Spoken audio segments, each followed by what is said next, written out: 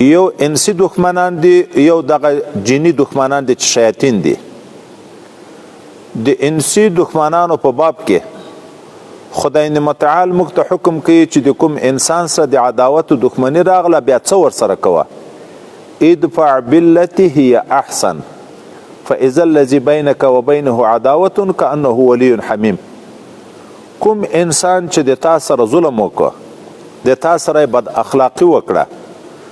ته دیغه په عوض کې دیغه په مقابله کې د ده سره احسان وکړه، نیک روش او نیک اخلاق ورسره غوره که. دا د ده د دښمني علاج ده. هغه څوک چې د تا او د ده په منځ کې دښمني ده، د تا د نیک اخلاقی په برکت به خدای پاک مخلص دوست درته وګرځوي. داسې به جوړ شي لکه هغه مخلص دوست، ځکه انسان تابع د احسان ده. نو د انسی دښمنانو چې انسانان دي د یغو سره د دښمنی علاج موږ ته رب کریم هغه په نیک اخلاقی ښوولی ده چې داسې نیک اخلاقی ورسره وکړي دی به متاثره شي، د دښمني نه به خلاص شي، په دوستي به بدل شي. اما د شیطان په باب کې رب کریم و اما ینزغنک من الشیطان نزغ فاستعذ بالله، که شیطان ته وسوسه در اچوله نو هلته دی په نیک اخلاقي باندې نه اصلاح کیږي چې ته د ده سره نیک اخلاقي وکړې، د ده د خوشحالۍ لیار غوره کړې. نه، دا هغه بدترین دښمن ده چې په هر څه کې دی د تا دپاره په کمین کې ده. نو ته اعوذ بالله وایه، پناه غواړه په الله تعالی د دغه شیطان رجیم نه، ځکه دا شیطان داسې دښمن ده. دی موږ ویني، موږ دی نه وینو. دی د موږ په مشورو خبر ده، موږ د ده په تدبیرو نه یو خبر. دی همیش دپاره په دښمني ولاړ ده. موږ ته د ده د دښمني احساس نشته چې د موږ سره داسې پټ دښمن ده چې هغه مو په هیڅ صورت کې په یو حال کې هم نه پرېږدي. هغه دښمن ده چې د آدم علی نبینا علیه الصلاة والسلام او حوا انا رضی الله تعالی عنها سره قسم د دوستۍ وکړو هم خطا یې کړه، چې هغه د دانې د خوړلو په باب کې هغو ته کومه خبره کوله، نو دا یې ورته ویلې په قسم چې زه د تاسې دپاره ناصح یم، خیرخوا یم. اما د عامو انسانانو په باب کې خو شیطان قسم کړی د الله ته چې د ما د تا په عزت قسم وي چې زه به د تا بندگان په سمه لیار پرېنږدم. نو موږ ته قسم د دښمني کړی چې آدم علیه السلام او حوا انا سره قسم د دوستي کړی هم خطا یې کړه، چې موږ سره د دښمني کړی، موږ سره خو یوه ورځ هم ښه لیار نه غواړي. اوس نو د دغه علاج چې کېږي په خپله بنده په بندګي تدبیر یې نشي کړی، ځکه چې د دښمن د کمین نه خبر نه یې چې دلته یې کمین راته نیولی ده، نو ته به څنګه تدبیر وکړې؟ نو داسې ذات ته به ته پناه وړې چې هغه بیا د تا په دغه دښمن علم لري، دی د هغو په تدبیر علم نه لري. هغه د تا په هر څه قادر ده او دا دښمن د هغه په ذات په هیڅ باندې هم قدرت نه لري چې هغه الله تعالی ده. الله تعالی د شیطان په ټولو تدبیرو خبر ده، په ټولو شیانو د هغه قدرت موجود ده. نو د پناه ځای د موږ الله تعالی ده، الله تعالی ته به پناه وړې. اوس نو دغه بهترین عبادت چې قرآن عظیم شان ده چې سړی جنت ته برابري، د الله دوستی ته برابري، شیطان سړی نه پرېږدي، من کې خنډ واقع کېږي. نو ته پناه یې الله تعالی ته په الله پناه وغواړه، بیا نو تلاوت شروع که، بیا نو درس و تدریس ته ترجمه مبارکې شروع که. او مفسرین لیکي څوک چې په اخلاص استعاذه وغواړي، پناه وغواړي د شیطان نه، بیا الله پناه ورکوي. څوک چې په اخلاص پناه وغواړي د الله تعالی نه، الله تعالی بیا پناه ورکوي. دا ځای ډیر مهم ده. د موږ اکثر عبادت په داسې حال کې چې د عبادت نه غافله یو، عن صلاتهم ساهون، په لمانځه لګیا د لمانځه نه غافله، په دا نه د خبر چې څو رکاته مې وکړه، په دا نه د خبر چې تلاوت امام چې وی تلاوت کې سوچونه او فکرونه دي په نورو شیانو کې لګیا یو. عین د تلاوت په حال کې سوچ په بل ځای کې وي، سبق کې ناست وي سوچ په بل ځای کې وي، دعا کوي سوچ په بل ځای کې. د غافل زړه دعا خدای پاک نه قبلوي، د غافل زړه عبادت خدای پاک نه قبلوي. نو اعوذ بالله چې موږ وایو په دغه مور پام هم نه ده چې د اعوذ بالله څه معنا ده، د څه دپاره وایو. چې سړی په دغه مطلب نشي پوی نو اخلاص به څنګه موجود شي، بیا به د زړه غوښتنه څنګه موجود شي. نو الله موږ پوی کوي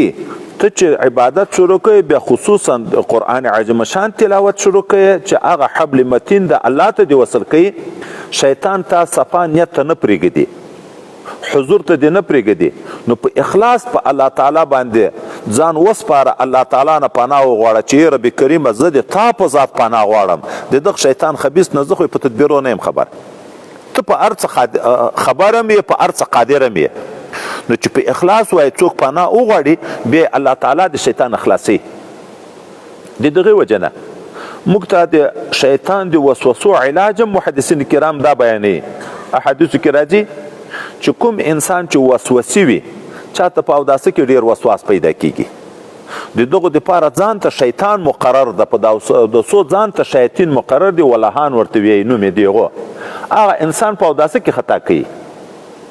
څوک په لمانځه کې خطا کیږي. نو هغه علاج دا ده چې کوم انسان ته چې وسوسې ډېرې پیدا کېدي، اعوذ بالله دی وي، په چپ لوري د درې وارې لاړې توکي، بیا وایي شیطان ذاتي ترجیح. نو دا اعوذ بالله په اخلاص دا د دفع د وسوسو دپاره بهترین علاج ده. نو اول د آدابو د قرآن عظیم شان نه هغه دا ده چې سړی چې اراده وکړي د تلاوت، داسې نه چې یو وارې تلاوت شروع کړي، اول چې اراده وکړي نو اعوذ بالله به وایي، او اعوذ بالله په مطلب به پوه شي چې خدای پاکه زه په تا باندې پناه غواړم د دغه شیطان رټل شوي نه، دا د ما دښمن د تا ته مې نه در پرېږدي، د تا کلام ته مې نه پرېږدي، ته د دغه دفاع وکړې، خدای پاکه د تا کلام ته ما خلاص کړي. بل د آدابو د قرآن عظیم شان نه هغه دا ده چې دغه قرآن عظیم شان چې څوک تلاوت کوي، قرآن عظیم شان ته چې لاس وروړي نو اودس پې وي، طهارت پې وي، لا یمسه الا المطهرون. خو طهارت دوه قسمه ده، یو طهارت ظاهري ده، یو طهارت باطني ده. طهارت ظاهري خو دغه مشهوره طهارت چې موږ تاسې اودس یا غسل ورته وایو. د کنکي حدث د بیا اوداسیا په وخت کې په اوداسه باندې طهارت راځي، او د لوی حدث چې جنابت ته دغه په حال کې په غسل سره طهارت راځي. د قرآن عظیم شان آداب دادي چې بیا اوداسه به څوک لاس نه وروړي، د جنابت په حال کې به څوک لاس نه وروړي. خو قرآن عظیم شان څه کوي؟ دغه ګټه چې د قرآن عظیم شان سره تعلق راغی، د قرآن سره وابسته شوه، دغه ګټې ته چې مخکې پیټۍ وه، صندوق و، هر شی پکې اچول روا و، خو چې د قرآن عظیم شان وقایه وګرځېده، دغه ته به اوس بیا اودسه لاس نه وروړي. دغه کې هم دومره شرافت پیدا شو. دا چې سړی دغه مسلې ته وګوري نو کوم انسان چې د قرآن عظیم شان سره تعلق پیدا شي، په هغه انسان کې به څومره شرافت پیدا کیږي. د دغه وجه نه حضور اقدس صلی الله علیه وسلم فرمایي، خپل امتیانو ته خطاب کوي، خیرکم من تعلم القرآن وعلمه. بهترین دی تاسې امتیانو ته وي، بهترین دی تاسې هغه څوک ده چې قرآن عظیم شان زده کی او بیا دا قرآن عظیم شان نورو خلکو ته ور وښیي، ور زده کی، چې یغه صورتن مناسبت راغی، اتصال سوری راغی د ګټې د اوراقو د قرآن عظیم شان سره، په یغ کې دا شرافت پیدا شو چې اوس یغې ته بیا اودس لاس وړل ناروا دي، د جنابت په حال کې لاس وړل ناروا دي. نو کوم انسان چې د قرآن عظیم شان سره معنوي تعلق راغی، د زړه تعلق راغی، د زړه تعلق د قرآن عظیم شان سره اول د ایمان ده، چې په قرآن عظیم شان په هر حرف باندې به ایمان وي. بیا د زړه تعلق محبت ده، بیا د زړه تعلق علم ده چې د قرآن عظیم شان الفاظ به زده کوي، بیا به دغه قرآن عظیم شان معنا زده کوي، بیا به دغه قرآن عظیم شان په فرموداتو باندې چې کوم اوامر او نواهی کې ذکر شوي دي په هغو باندې به عمل کوي. اوامر به په ځان عملي کوي، د نواهیو نه چې خدای پاک منع پکې کړی دی دغه نه به ځان ساتي. و چې د کوم انسان دومره تعلقات راغی چې ایمان هم لري په قرآن عظیم شان باندې، محبت هم لري د قرآن عظیم شان سره، تلاوت هم کوي د قرآن عظیم شان، معنا هم د قرآن عظیم شان زده کوي او په قرآن عظیم شان باندې عمل هم کوي، نو په دغه انسان کې به څومره شرافت راځي چې د کاغذ د ګټې صرف سوري اتصال راغی او دومره مشرفه شوه. د دغه وجه نه په مخ د مځکې باندې تر هغه خلکو نه بهتر خلک نشته د حدیث په تقاضا چې د چا قرآن سره تعلق وي. تر دغه خلکو نه دا نور علوم ټول د قرآن خادمان دي، دا نور علوم ټول د قرآن عظیم شان خادمان دي، نو تعلق د هغو سره هم په واقع کې تعلق د قرآن عظیم شان سره ده. نو قرآن عظیم شان ته به بیا اودس لاس نه وړي، دا سوري طهارت ده، ظاهري ادب د ظاهري لاس وړلو دپاره. دوم د قرآن عظیم شان اسرار دي، د قرآن عظیم شان مضامین دي، دا قرآن عظیم شان چې په کومو حکمتو باندې مشتمل ده، دا پټ رازونه د قرآن عظیم شان، دا بیا طهارت باطنی غواړي چې زړه صفا شي د عقیدې د شرک نه، د کفر نه، د منافقت نه، د بدعاتو نه، د خواهشاتو خواهش پرستیو نه، د ګناو د شوق نه، د ګناو د کړن نه، چې د ټولو نه سړي کې طهارت راغی، باطن صفا شو، بیا دغه د قرآن عظیم شان باطن ځای ورکوي. لا یمسه الا المطهرون، د قرآن په حقیقت نه پیږي مګر هم هغه څوک پیږي چې باطن یې صفا وي. دا قرآن عظیم شان د رب کریم د طرف نه د جبرائیل علیه السلام په واسطه نازل شوی، خو قرآن عظیم شان څه وی؟ نزله علی قلبک، علی قلبک. دغه جبرائیل علیه السلام دغه قرآن عظیم شان د تا په زړه باندې نازل کړی، وای زړه محبت وحی ده. خو موږ ته احادیثو کې مسله ده چې په کوم کوټه کې بوت یې وي، په کومه کوټه کې سپای موجود وي، هغه کوټې ته ملائکه د رحمت نه ورځي. نو کوم زړه چې په هغه کې عقیده خراب وي، په هغه کې اخلاق رذیله موجود وي، تکبر موجود وي، ریاکاری موجود وي، حسد موجود وي، د دنیا محبت موجود وي، د عزت محبت موجود وي، دغه زړه ته به څنګه ملائکه ورشي؟ تکبر بد ده که سپای؟ سپای په د الله په مخلوقاتو کې نجس مخلوق ده، خو ظاهري نجاست لري، ظاهري نجاست لري، باطنی نجاست نشته. د باطن د نجاستو ځای د تطهیر چې دغه جهنم ده، سپای جهنم ته نه ځي. دا نور حشرات چې دي، حیوانات چې دي، دا جهنم ته نه ځي. خو د تکبر په باب کې حدیث مبارک راځي چې نبی کریم صلی الله علیه وسلم فرمایي د چا په زړه کې چې د ذرې په انداز تکبر موجود وي، په هغه باندې جنت حرام ده. چې ترڅو دا تکبر نه ختم شوی، تر هغه وخت پورې د جنت ته نشي تللی. نو وای چې په کوم زړه کې تکبر موجود وي، په کوم زړه کې ریاکاری موجود وي، د مسلمان سره حسد موجود وي، د دنیا عشق و محبت موجود وي، هغه زړه ته به بیا څنګه ملائکه ورشي؟ اوس که څوک وی چې خو ډېر داسې خلک دي چې عقیدې هم خرابې دي، مبتدعین دي، لیکن علم لري، په هره مسله کې قرآن او حدیث دلایل بیانوي. نو علم دوه قسمه ده، یو صورت علم ده، یو حقیقت علم ده. یعنی یو دا ده چې ظاهر بدن په جوړ کې، شوشا په جوړه کې، داسې علم ده، نوم د مولوی صاحب ده، داسې علم ده. یو هغه علم ده چې په زړه کې ځای ونیسي. نبی کریم صلی الله علیه وسلم اللهم انی اعوذ بک من علم لا ينفع، خدای زه پناه غواړم په تا د هغه علم نه چې انسان ته ګټه نه رسي. معلومیږي چې علم دوه قسمه ده کنه، یو نافع علم ده، یو غیر نافع. کوم علم چې د الله تعالی د خشیت او د خوف ذریعه شو، چې د خدای پاک نه ډار په انسان کې پیدا کوي، دغه علم نافع ده، دغه علم وراثت پیغمبر علیه السلام ده، دغه علم صفت الله تعالی ده، په دغه علم باندې جنت پیدا کیږي، په دغه علم باندې د الله تعالی رضا پیدا کیږي.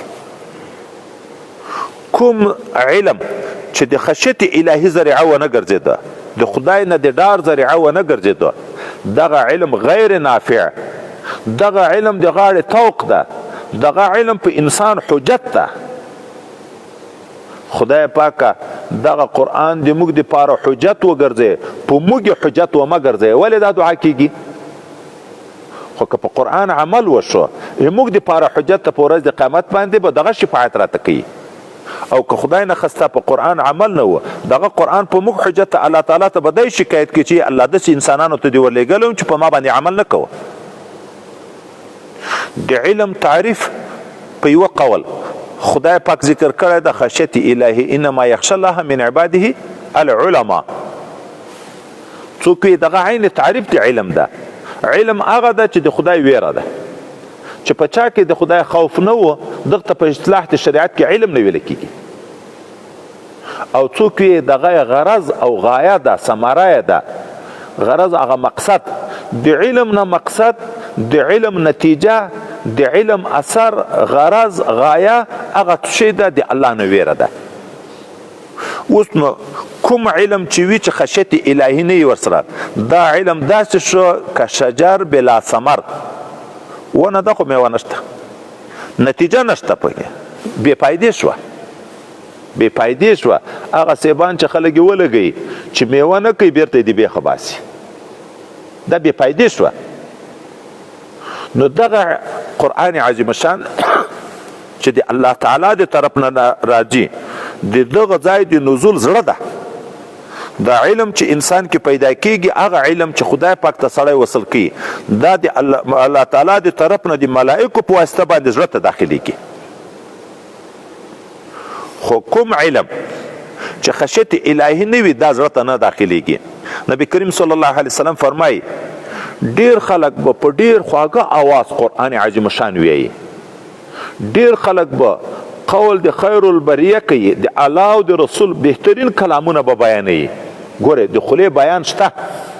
لیکن نبی کریم صلی الله علیه وسلم وی چې د دغه ځای نه به لاندې د ایمان نه وي ایمان ځای چیرې ده زړه ده حضور پاک صلی الله علیه وسلم په ډیر بهترین انداز به قرآن عظیم شان وایي حضور پاک صلی الله علیه وسلم ډیر بهترین بیانونه به کوي قرآن او حدیث په خلکو ته بیانوي خو لیکن د ایمان به دغه خنجرې نه لاندې نه وي د ایمان نه به داسې خالي وي لکه سړی چې په غیشي باندې نن سبا ماشین دی په کلشینکوپ باندې ښکار اولی د نږدې نه د ډېرې تیزي نه دا کارتوس تر اوځي شای ولګېږي اما په هغه کارتوس په سر باندې د وینې اثر نه ښکاره کېږي په هغه غیشي پورې وینې اثر ډېر په تیزي وځي وای دی به هم د ایمان نه داسې وځي نو ځکه حضرت مجدد صاحب وایي چې علم اگر برتل زند مار شود علم اگر بردل زند یار شود علم که په ظاهري بدن باندې اثر ښکاره شو صرف شو شاپه برابر شو مولوی صاحب او شیخ صاحب او طالب جان دا ورته ویلی شو او د زړه کې د خدای خوف نه و د قرآن سره مینه او محبت نه و عمل نه و دغه مار د خپلې غاړې توق ته تابو چې وهلا کوي به دی ځکه په قیامت کې لکه د جنت په درجو کې چې د علماو درجې تر نورو خلکو نه 100 درجې جګې دي عذاب هم د دغه عالم چې په قرآن او په خپل دین باندې عمل نه کوي تر عوامو نه بیا عذاب هم دومره ډېر سخت ده مار شو اما زړه باندې کار وشو علم اگر بردل زند اثر په زړه کې ښکاره شو یار شو دا د بیا مرګری ده په دنیا کې د مرګری ده زلکدن په وخت کې د مرګری ده په قبر کې د مرګری ده په میدان حشر کې د مرګری ده په جنت کې د مرګری ده هغه مقام ته د رسي چې د نبوت نه رالاندې بل مقام بیا د دومره فوق د چا نشته لکه د علمای حقیقي وچشته ځکه خو وراثت پیغمبر علیه الصلاة والسلام ده نو لہذا د قرآن اسرار هغه چاته به ښکاره کیږي چې باطن صفاوي لا یمسه الا المطهرون باطل چې صفاوي عروس معانی قرآن حجاب انگاه بی اندازت وای تشبیه ده ناوی چې د میړه کور ته یوړی شي دغه ناوه ډیره ښایسته کړی شوي وي ډیر زیورات پورې وي خو چې تر څو پورې په دغه کوټه کې د دغه ښځې سره نورې ښځې ناستې وي یا د دا کورنۍ نور څوک ناست وي، دغه ناوې خپل میړه ته مخ نه وررسوي، خپل زینت نه ورته ښکاره کوي. خو چې کله اغیار ووځي کوټه کې خاوند او بیبي سره ښکاره شي، بیا هغه اسرار خپل، هغه زینت خپل، ښایست خپل هلته ورښکاره کړي. نو وایي قرآن عظیم شان هم خپل اسرار چا د عروسو د ناوې سره تشبیه ورکړې ده، هغه هلته ښکاره کوي انسان ته چې دارالملک هغه ځای د پاچاهي د الله د حکم خالی بینت از غوغا، شور ماشور نه خالی ویني، په زړه کې نور وسوسې نه وي، په زړه کې نور فکرونه نه وي، بیا هلته دغه زړه ته اسرار خدای پاک ورښکاره کوي. نو پرونه ما درته مقدماتي خبرو کې ویلې چې باید موږ او تاسې زړه صفا کو، په صفا زړه د قرآن عظیم شان ترجمې ته کینو، د خپلو ټولو جرمونو نه په اخلاص تائب شو او د زړه په مینه او په محبت باندې قرآن ته کینو، د عمل په اراده کینو چې قرآن کې زه څه اورم،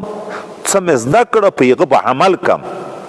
دغه زړه چې په داسې پاکه عقیده کیني، بیا د قرآن خپله یو څه برخه ورکوي. نو آدابونه دوم دا دي چې طهارت ظاهري او طهارت باطنی به په دغه کې موجود وي. دریم د آدابو د قرآن عظیم شان نه هغه دا ده چې سړی چې تلاوت د قرآن عظیم شان شروع کوي، درس و تدریس د قرآن عظیم شان شروع کوي، نو بیا به د الله په نامه معاونت غواړي، د شیطان یې پناه وغوښته، اعوذ بالله یې وویلې، زړه یې صفا کو د قدراتو نه، د سمع عقیدې په بنیاد کېناست، خو بیا هم انسان عاجز ده. د قرآن عظیم شان معنا زده کول دا ډیره مشکله خبره ده. جميع العلم في القرآن لكن تقاصر عنه افهام الرجال، ټول علوم په قرآن عظیم شان کې دي، خو د خلکو فهمونه د هغه نه قاصر دي. نو بیا به بسم الله وی، د الله په نوم به معاونت حاصله، استعانت به کوي، خدای پاک ته به رجوع کوي، په شیطان پناه غواړم، اسوری او معنوي چې څومره مې پاکي په وس پره و هغه په ځان کې راولم، نور بیا خدای پاک د تا په نامه، د تا د نامه په برکت باندې، په استعانت باندې زه شروع کوم په تلاوت دغه قرآن عظیم شان باندې. دغه شیان چې آداب و لحاظ وشو، بیا نو قرآن عظیم شان انسان ته ځای ورکوي. دغه انسان بیا هغه انسان ګرځي چې په ټولو انسانانو کې بیا بهتر شي. خیرکم من تعلم القرآن وعلمه، داسې مقام ته ورسیږي. دغه قرآن عظیم شان بیا د دغه انسان دپاره په قیامت کې شافع شي، شفاعت کوونکی شي. که دغه د مینې طالب، دغه مینې عالم چې په محبت د قرآن سره تعلق ساتي، که څه تقصیرات بیا تر شوي و، انسان د نفس و شیطان لري، هغه همیش په کمین کې ده، که څه تقصیرات تر شوي، بیا دغه قرآن عظیم شان په ورځ د قیامت دغه انسان دپاره شفاعت کوونکی شي. د قرآن هر صورت ځان ځان تم شفاعت کوي، په مجموعه کې هم ټول قرآن عظیم شان شفاعت کوي. حضرت پیغمبر صلی الله علیه وسلم فرمایي په ورځ د قیامت به انسان او هغه قرآن عظیم شان چې د په خپله سینه کې ځای کړی و، دا د خدای پاک حضور ته راځي، د دغه قرآن عظیم شان مخ ته به دا دوه صورتونه وي چې صورت بقره او صورت آل عمران ده، هغه به په یو داسې معنوي صورت ته به خدای ظاهري صورت ورکړي، لکه دوه وریځې چې را روانې وي، یا دوه ډلې د مرغانو چې را روانې وي، یا هغه د دون چې ورته ویل کېږي چې ځمکې په سر باندې ګرد وي، دا د ژمي په موسم کې په بعضې علاقو کې موجود وي، دا به راځي او د خدای پاک په حضور کې به شفاعت شروع کوي. شفاعت پیغمبر علیه السلام هم کوي، شفاعت قرآن عظیم شان هم کوي،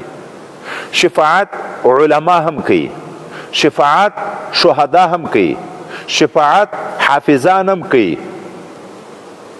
شفاعت ملائک هم کوي، خو تر ټولو نه قوي شفاعت د قرآن عظیم شان ده. ځکه قرآن عظیم شان کلام د رب ده، د رب کریم صفت ده، هغه چې د چا په باب کې شفاعت کوونکی شو نو قرآن شافع مشفع شفاعت کوونکی ده خو شفاعت قبول کرده شده د ده شفاعت یې څه قبلیږي خو خدای نه خواسته که د دغه قرآن عظیم شان سره د مینې تعلق نه و محبت نه و عمل نه و بیا دغه قرآن عظیم شان ماحی مصدق عریضه کوونکی ده خو دستی قم دستی الله کوي چې قرآن په چا باندې عریضه وکړه خدای پاک هم دې وساتي چې دغه انسان د ما سره ادب نه ده کړی ایمان نه و یا عمل نه و یا محبت نه و الله بیا د خپل کلام شکایت هم دستی اوري لکه شفاعت چې دستی قبلی شافع مشفع ده بیا عریضه هم دستی قبلی ماحی مصدق ده د دغه وجه نه پیغمبر صلی الله علیه وسلم فرمایي چې څوک قرآن عظیم شان مخته کی دی د شان اقتدا پسې وکي یعنی په قرآن رفتار کې دا لکه رڼا شوه چې قرآن دې ته زده کړه خو علم پیدا شو لیار درته ښکاره شوه ته چې په هغه باندې روان شي په هغه عمل کې دغه قرآن د شافع مشفع شي خو که چا قرآن عظیم شان شاته واچوه بی قرآن هدایت شته خدا للمتقین ده کنه قرآن دی الله هدایت چې چانه کو قبول قرآن عظیم شان شاته اچول دا معنا التفات نه کوي ایمان نه پراوړي یا عمل په قرآن عظیم شان باندې نه کوي قرآن عظیم شان ورته شاته شو دای مخته شو بیا دغه قرآن عارضه کوونکی چې په دغه بی ادب باندې ماحی مصدق شي دغه قرآن عظیم شان د الله تعالی هغه کلام ده چې پیغمبر صلی الله علیه وسلم فرمایي په دغه قرآن باندې الله ډیر قومونه پورته کوي او ډیر قومونه لاندې غورځوي چاته اعزاز د ایمان نصیب کوي مؤمن حافظ طالب عالم صفتونه ورته ورکوي چې په جنت کې بیا درجې پورته کیږي پورته ځي او د چا د پاره بیا داسې شي چې لاندې کندو د جهنم ته یې غورځوي چې څومره څوک په قرآن عمل نه کوي د قرآن سره تعلق نه ساتي په قرآن ایمان نه راوړي د قرآن عظیم شان سره محبت نه کوي دغه انسان که په دنیا کې پاچا ولې نه د خلکو په اصطلاح وزیر ولې نه د خلکو په اصطلاح والی ولې نه د خلکو په اصطلاح که پاچا ده که وزیر ده که والی ده چې په قرآن ایمان نشته په قرآن عظیم شان باندې عمل نه کوي په ورځ د قیامت په هغه کنده د جهنم کې په لاندې بندیخانو کې پروت وي د دنیا د قانون موافق څوک چې د دنیا د پاچا د قانون خلاف کوي نو د هغو دپاره پاچا بندیخانې مقررې کړي د دنیا د قانون موافق څوک چې د پاچا د دنیا د قانون خلاف کوي هغه انسان ته پاچا عزت نه ورکوي دیغه انسان ځای محبس خانه ده او بیا په محبس خانه کې د جرمونو په انداز سزاګانې ورته مقررې کیږي د جرمونو په انداز باندې قرآن عظیم شان د الله کلام ده دغه د ټول دنیا پاچا د ټول آخرت پاچا چې ربي کریم ده دغه هم قانون موږ ته قرآن عظیم شان را لېږلی څوک چې دغه پاچا د پاچایانو چې الله تعالی ده کین دلته کین مخته ذات مره د وخت راځي قرآن شریف بیا د بي مکه مخته مره ترېږي چې دغه ټول پاچایانو پاچا چې دغه د قانون خلاف کوي دغه د پارم خدای پاک بدترینه بندیخانه تیار کړی ده چې هغه جهنم ده او مختلف قسم عذابونه دي پکې چې 19 قسم عذاب دي د قیامت 19 قسم عذابونه دي مقصر د اور خبره اورو جهنم نه تعبیر په اور باندې کوو نه 19 قسم عذابونه دي او یو عذاب تر بل عذاب بتر ده الله مو دې وساتي یو لړمې د کچر په انداز ده چې انسان یو واري وچی 40 کاله پورې به درد موجود وي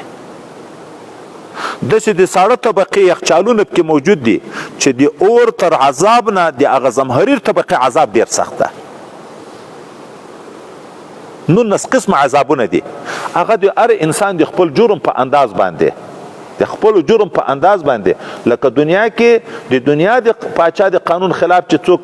مخالفت وکړي دغسې سزاګانې خدای پاک ورته مقررې کړي دي جیل خانې ورته مقررې کړي دي بندیخانې محبس خانې ورته مقررې دي نو د الله تعالی د قانون چې څوک خلاف کوي دیغو د پاره بیا خدای متعال داسې سختې بندیخانې مقررې کړې دي. او د دنیا د پاچا د قانون چې څوک ډیر مراعات کوي، چې څومره ډیر مراعات کوي هغه د انعام لایق ګرځي. هغه خلکو ته پاچا د خپل وس موافق ډیګری ورکوي، ترقی ورکوي، په خدماتو کې چې ترقی وویني ورځ په ورځ عهده ورپورته کوي، تنخواه ورپورته کوي، دغه شخصي مکافات او انعامات ورکوي. خو د دنیا پاچا خو د چا په ټول اخلاص باندې نه ده خبر، د چا په ټول خدماتو نه ده خبر، خو د خپل علم موافق او بیا عاجز ده د خپل قدرت موافق انعامات ورکوي. رب کریم چې هغه د دنیا او د آخرت مالک ده، د ټولو خزانو مالک ده، هغه د انسان د سر نه تر نوکه د هر ویښته باندې علم لري، د باطن په عقیده او په اخلاص او محبت هم علم لري، د ظاهر اندامو په اعمالو هم علم لري. هغه عالم ذات بیا ډیر رحیم ذات هم ده، ام علم لري ام رحمت بے پایان ده. دومره رحمت ده چې 100 درجه رحمت کې یو رحمت دنیا ته راغلی، دا ټول دنیا د یو رحمت په تقاضا چلیږي. حتی حیوانات چې په خپل بچانو شفقت کوي دا د یو رحمت اثر ده. ګوره حیوان ده درنده ده خو هغه په خپل بچو باندې شفقت کوي، دا د یو رحمت اثر ده. نو دغه کریم او رحیم ذات، هغه علم او خبیر ذات، هغه قادر مقتدر ذات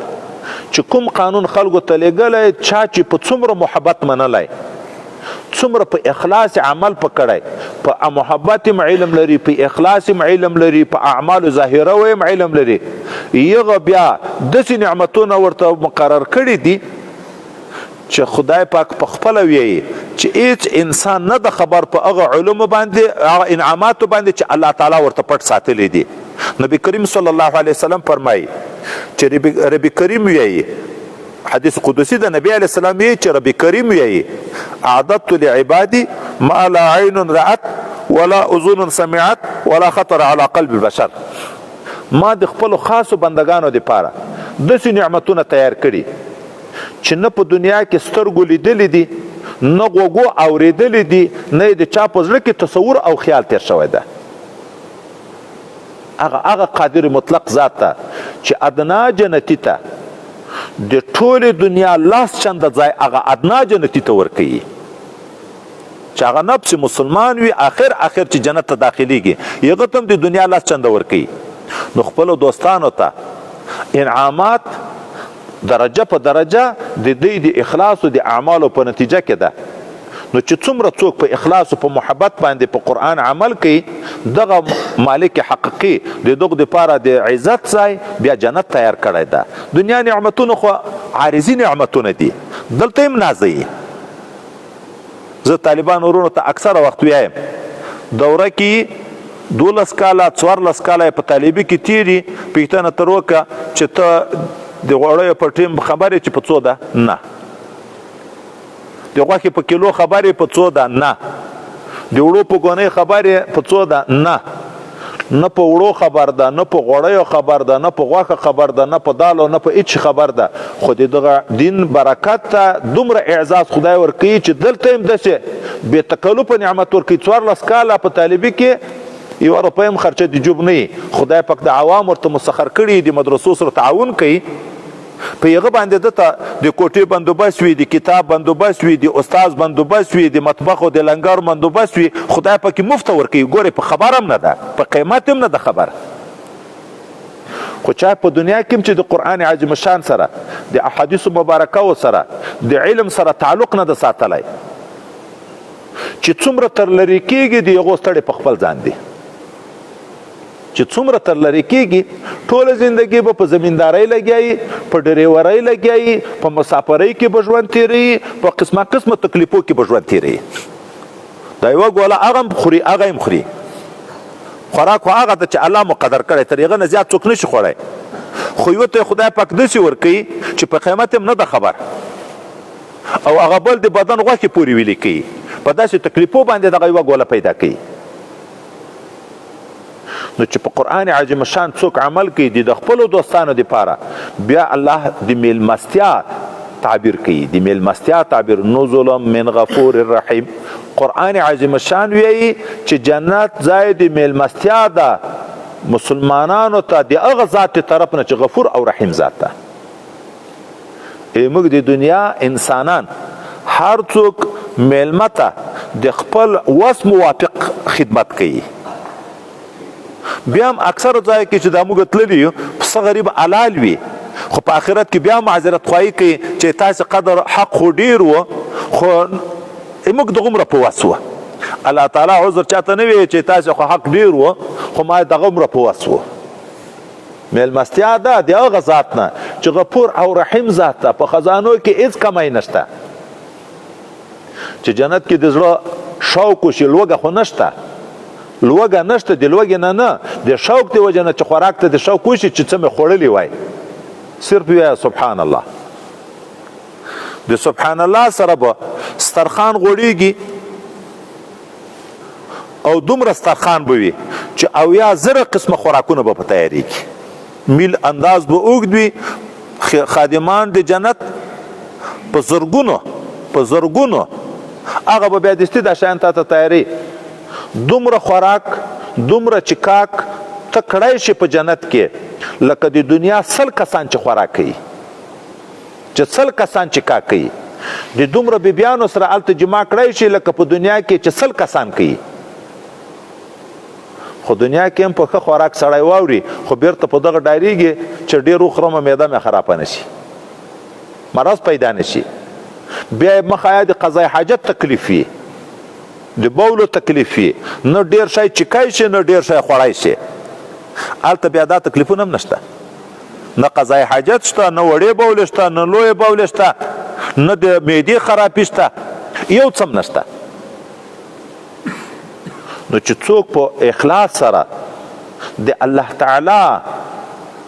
دعوت قبول کی قرآن دعوت ته نو الله خپل ځای کې بیا میلمستیا ورته مقرره کړې. نو د آدابو د قرآن عظیم شان رعایت چې سړی وکړي بیا الله تعالی په دغه انسان باندې خپل انعامات کوي او تر ټولو نه عظیم انعامات هغه دین ده. بیا دغه انسان ته چې په اخلاص او په محبت باندې د خدای پاک طرف ته رجوع وکړي الله په نعمتو کې هغه خیر د نعمتو ورکوي چې هغه چې د علم د قرآن عظیم شان او د احادیثو د مذهب ده یعنی دین ده د دین علم بیا ورکوي. او دا هغه نعمت ده چې رب کریم یې ومن یؤت الحکمة فقد اوتی خیرا کثیرا چاته چې خدای پاک علم نافع ورکو حکمت علم نافع ته ویل کېږي هغه علم چې الله ته دی وصل کوي چې توفیق د عبادت ورسره وي اخلاص او محبت ورسره وي. الله وی چاته چې علم ورکړی شو دغه انسان ته خیر کثیر ورکړی شو. خیر خپل اسم تبذیل څنګه ده ډیر خیر کثیرانه د تاکید لپاره ذکر کوي ډیر خیر دغه انسان ته ورکړی شو. تر چی شي ډیر مفضل علیهم نه د ذکر خیر په الف لام په اضافات په مینم نه ده استعمال خو د اسم تبدیل په درې طریقو کې په یوم نه ده اشاره ده دیته چې دغه علم تر دسه غټو بنگلو بهتر ده علم تر خو موټرو بهتر ده علم تر خو مارکیټو دکانو بهتر ده علم تر سرو زرو تر سپینو زرو چې د خلکو په خیال کې کوم ښه شیان ورځي یو شی نه دوه شی نه تر ټولو نه حتی که د ټولې دنیا پاچایي دی یو چا وي تر ټولې دنیا تر پاچایي نه دا یو حدیث یو آیات چې ته زده کړې دا تر ټولو نه بهتر ده. نو خدای متعال دغه انسان ته چې الله ته رجوع وکړي آداب لحاظ وساتي بیا خدای متعال په دغه انسان باندې د انوارات او فیوزات شروع کړي د علوم او فیوزات شروع کړي. موږ چې د مخکنیو علماو تاریخ ګورو یو عالم ته خدای پاک څومره علم ورکړی دغه قرآن عظیم شان په تفاسیرو کې په فهرست کې یو کتاب د ما سره موجود ده په هغه کې چې لیکلي دي داسې تفسیرونه شته چې 200 جلده دي 200 جلده 1500 جلده 300 جلده دومره غټ غټ دا چا جوړ کړي یو انسان جوړ کړي دا دومره علوم چې خدای متعال ورکړي دي یو بسم الله و جلده په یوه بسم الله اووه جلده هغه هم انسانانو، خو چې د هغو څومره تقوا وه، د هغو څومره اخلاص و،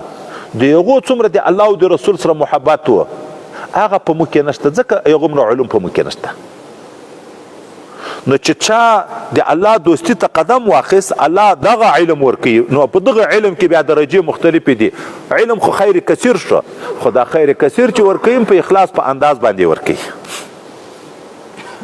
علومو کې ترقي چې راځي په هغه باندې راځي. قرآن عظیم شان د الله تعالی هغه کلام ده چې څوک ویایي په یوه حرف باندې خدای پاک لس نیکي ورکوي. چې بې اودسه په یادو وویایي په یوه حرف لس نیکي، چې په اوداسه یې وویایي په یادو په یوه حرف 10 نیکي،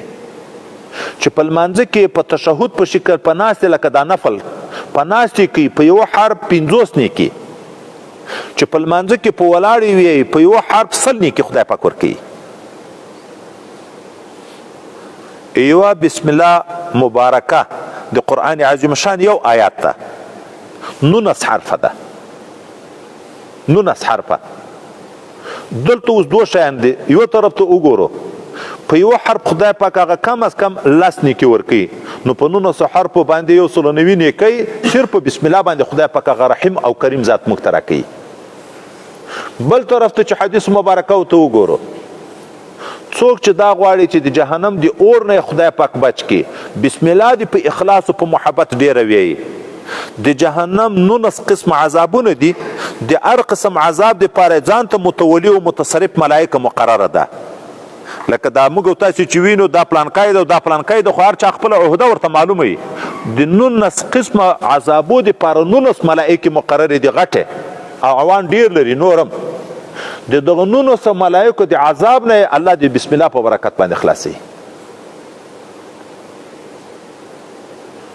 دغه وجه نه کوم شاګرد چې استاد ته کینی او استاد دغه کنکي ماشوم ته وایي چې وایي بسم الله الرحمن الرحیم، هغه کنکای ماشوم بچی وایي بسم الله الرحمن الرحیم، الله تعالی دا استاد ته، الله تعالی دغه ویونکي ته، الله تعالی د والدینو ته، مور او پلار ته، ټولو ته د جنت وعده ورکړي چې زه به دا جنت بیایم. د الله یو آیات مبارکه ده، د کلام مبارک بسم الله الرحمن الرحیم. دغه وجه نه دا هغه د برکت آیات ده چې موږ ته آدابو کې دا دي، اوبه چې کیم بسم الله ورته ووایه، خوراک کیم بسم الله ورته ووایه، کالی اغوندیم بسم الله ورته ووایه، او داس شروع کیم بسم الله ورته ووایه. ګوري عباداتي که معاملاتي هر څه کې، حتی د خپل بیبي سره جما کیم بسم الله ورته ووایه. او د آدابو لحاظ به د ځان د لوڅېدن نه مخکې،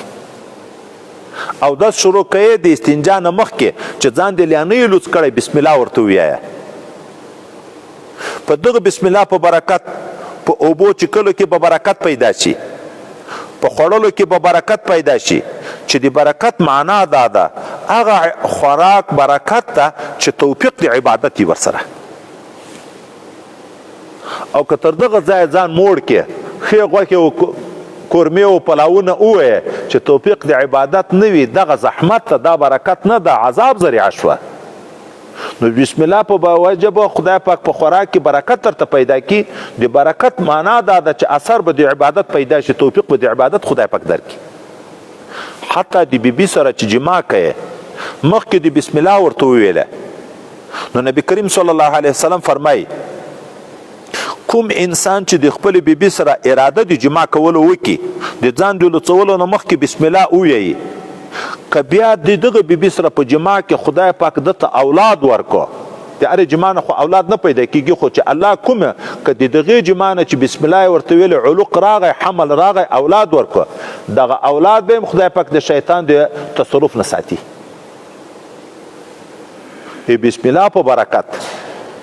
بسم الله په برکت اولاد هم لاړ د صالح په طرف باندې شو.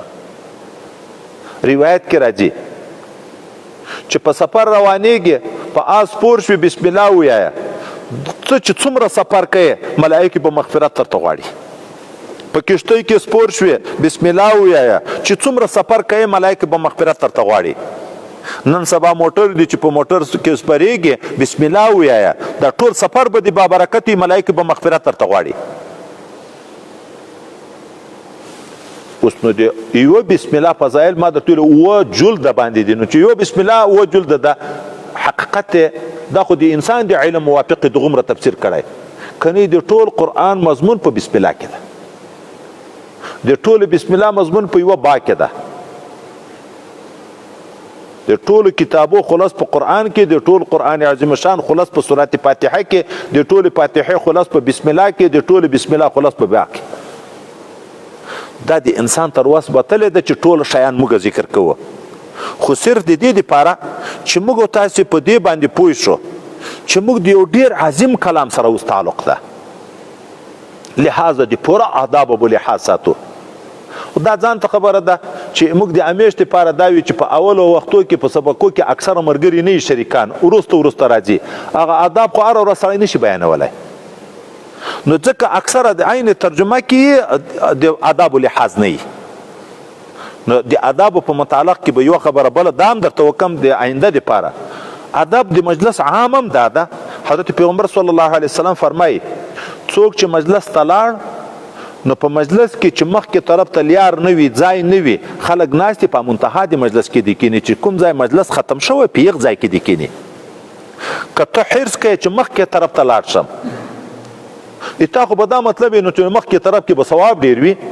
دلته دي چې مسلمان ته ضرر ورکو د مسلمانانو په ولیو پښې اړول ضرر ورکول نبی علیه السلام ویلي دا جهنم ته پل برابرول دي لکه جهنم ته خپل ځان ته لیار برابره کړه جهنم ته ځي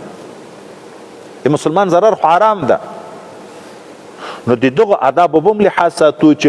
راځو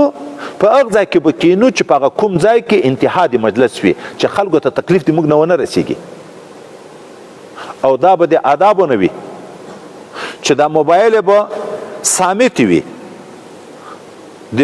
ترجمې په مابین کې که چاته موبایل راغی او دی راواخلي چې ودرې د پلانکي تلیفون د جګ شي دغه مجلس نه اعراض د کوم مجلس نه راځي د قرآن د بیان نه ګورې اعراض راغی د بنده خبرې ته روان شوې حضرت پیغمبر صلی الله علیه وسلم ناسته بیان کوي 3 نفر را روان دي د لرې نه لکه مجلس طرف ته چې را نږدې شو هغه یو ملګري هلته بیرته وګرځېده دوه راغله دوه چې راغله یوه لږ داسې چوله ولیده ورغی په چوله کې کېناست هغه بل یو وارې چې وکته چې ځای نشته لږ بیرته روان شو بیرته دا سوچ شو چې رسول الله صلی الله علیه وسلم غږیږي زه به څنګه ځم بیرته را وګرځېدو په انتها دغه مجلس کې کېناست چې کله بیان مبارک د پیغمبر علیه الصلاة والسلام خلاص شو نو بیا د خلکو د پویولو دپاره دستي ویل د دغو درې حال اوس درته ذکر کړم دا 3 کسان چې موږ تاسې مجلس ته راغله هغه یو چې راغی دلته یې چوله ځای ولید چاته یې تکلیف ورنه کو هغه ځای کې کېناست دغه د الله نه ځای وغوښت الله ځای ورکړ او هغه بل چې لږ وګرځېدو په دا لږ ګرځېدن هم الله ناراضه شو خو چې ده بیرته تائب شو را وګرځېدو خدای پاک هم بیرته هغه معافي ورته وکړه هغه جرم یې ورته معاف کړ هغه دریم چې اعراض وکړه لاړه خدای پاک هم د خپل رحمت اعراض وکړه د هغه نه خپل رحمت منې کړ نو خدای نه خسته چې د قرآن عظیم شان بیان شروع وي ترجمه شروع وي د ترجمې په مابین کې موبایل راغی تلیفون او داسې مقصود یو څوک هم نه ده چې دنیا وراخلي په تلیفون پورې خبره تړلې ده خو دنیایي خبرې دي دا د قرآن د بیان نه جګیږي د باندې وځي دا خدای نه خسته داسې نه چې هغه مصداق حدیث مصداق چې دغه یو اعراض وکړه الله د ده نه اعراض وکړه خپل رحمت یې تر منې کړ نو دلته چې کوم ملګري راځي تلیفون به صامت وي بند به وي په مابین د ترجمې کې به جګېدن ټیټېدن دا شیان به نه وي نو انشاءالله چې د دغو آدابو موږ تاسې لحاظ ساتو بیا به خدای متعال موږ ته د قرآن عظیم شان څه نه څه برخه پوره علم د قرآن عظیم شان خو موږ عاجز یو خو څه نه څه برخه به راکوي د قرآن او د دین زده کړه علم لس آداب لري په هغه لسو آدابو کې یو ادب دا ده چې ترک د تعلق تعلقات په ختمه ته په ټول وخت علم ته ورکې علم به لږ برخه درکوي ته په ټول وخت علم ته ورکې علم به تا ته لږ برخه درکوي او که تا ذهن مشوش ته سوچ په پلانکي خبره کې په پلانکي خبره کې په پلانکي او په پلانکي کې تا خپل وخت هم تقسیم کو لږ هغه چې یو 2 غنټې وخت یو هغه دې پوره ورنه کو بیا به وایي د علم څه برخه حاصل کړي نو موږ تاسې به چې سبق ویایو دلته به هم په غور کینو بیا د ترجمې د بیان نه وروسته هم کوشش په دا کوو چې بیرته دغه علما پکې موجود دي د هغو سره کینو یا په ماسپښین کې دا یو قانون جوړ کو چې بیرته تکرار شروع شي چې دا خبره هغه کشران ورونه د دغه علماو نه دواري بیا زده کړي تکرار پکې وشي اهتمام وشي د دغه قرآن عظیم شان د زده کړې صرف د سما په نیت نه چې راغله کېنه او بیرته ووځه ځای خپل مجلسونه او خپل شیان نه د زده کړې په نیت زده کړه نو خامخه طالب که تفاسیر نشي کته د مطالعې اسباب و وسایل نه وي خو تکرار خو کړی شي ځکه الحمدلله علما پکې موجود دي غټ غټ دغه علماو ته بیا کیني په یوه ځای دي نه په لاس ځای کې دي ټول به په لګیا شي کنکۍ حلقې جوړې شي هره حلقه خپل خپل درس کوي نو هغه چا چې نه زده کېږي د هغه نږدې 2 استاد نه به بیا پوښتنه هم کړی شي هغه ځای باندې به سر خلاص کړي نو قرآن زده کړه مطلوب ده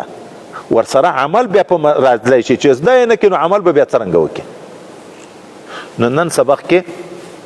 دغومره انداز چې صرف د آداب لږ څه لحاظ وساتو په دغه او په فضیلت قرآن عظیم شان باندې لږ خبر شو نور به بیا ان شاء الله العزیز د الحمدلله شریف په ترجمه تفسیر او دا سلسله به سبا سبق کې شروع کوو